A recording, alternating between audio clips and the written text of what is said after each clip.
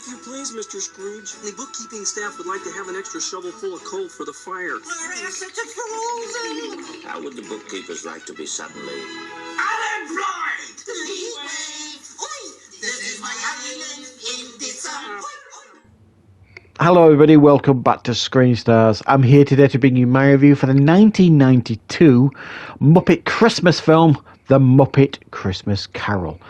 The film is directed by Brian Henson, obviously based on the famous Charles Dickens novel, and it stars Michael Caine as Ebenezer Scrooge, as well as David Goeltz as the Great Gonzo, Steve Whitmire as Rizzo the Rat, Jerry Nelson as Tiny Tim.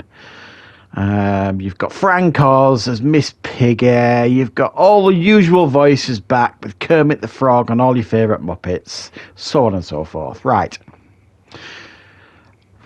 Well, where do you start with this one? A Christmas Carol, a Muppet Christmas Carol. Believe it or not, guys, I've never seen this film. There's a multiple amount of reasons for that, really. Now, A Christmas Carol, I have said previously on this channel a few times, is my favourite Christmas story. I've seen pretty much most adaptations of it. And probably some of the reasons I steered clear of this, at the time when this came out is 92, I was at an age where the last thing I wanted to watch was The Muppet Christmas Carol, you know what I mean? I was more into Terminator 2 and all that kind of stuff at that time in my life.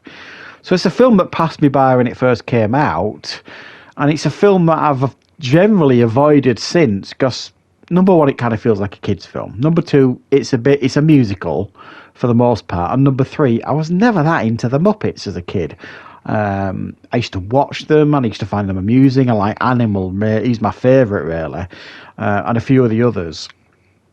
I always found them reasonably entertaining, but I never saw like the huge attraction of the Muppets or anything like that. So there are some reasons why I never really checked this one out, but I thought I would give this one a go for the very first time so that I could review it on this channel at Christmas. And I have to say, I was completely charmed by this film. I think I'm at an age now where I can watch a film like this and just see it for what it is, which is a really heartwarming, fun and entertaining Christmas film. And even though it's a musical, and if you don't know, I really don't like musicals. I find them really unrealistic. I find them more unrealistic than Marvel movies or sci-fi movies or whatever. I just think, people just bursting into song is just doesn't happen. You know what I mean? It just don't work for me, musicals. But the musical numbers in this film have got so much charm and humour associated with them in regards to the lyrics. They actually made me chuckle more than once, some of the songs in this film. So I didn't actually mind too much that it was a musical. And the casting here of Michael Caine as Scrooge is a little bit of a stroke of genius. He's fabulous as Scrooge. He really is very good. For me, there are a number of characteristics you want from someone playing Scrooge. My favourite version of Scrooge is the Patrick Stewart one in the 1999 version of A Christmas Carol. But I can watch many versions of Scrooge. I like the Bill Murray version of Scrooge in Scrooged, and others as well. But I have to say, I thought Michael Caine was wonderful here. And after researching this film a little bit, he decided to go into this film playing it absolutely straight, in a sense of the Muppets that he were playing against, he didn't see them as Muppets, they were just actors to him. And when you see, read things about his performance in the film and how he approached the film, it was remarkable, really, in the sense of that's exactly how he played it straight. And you can see that when you watch the film. He plays it absolutely straight and down the middle. And you see this wonderful transition from Scrooge that, for me, is the best part of the story. You get this utterly vile man at the beginning, despicable human being, and this huge arc that goes on throughout this film. And to see the Michael Caine at the beginning of this film bellowing at Muppets, it just sounds weird saying that, doesn't it? Bellowing at Muppets the way Michael Caine does. That angry Michael Caine that you see in films, and you love seeing it. It's fantastic. When you get oodles of that in this film, and he plays it absolutely straight with these Muppets, and it's brilliant to see this miserable character absolutely go to town on these Muppets, and then you see the transition, and the change in him at the end is just remarkable.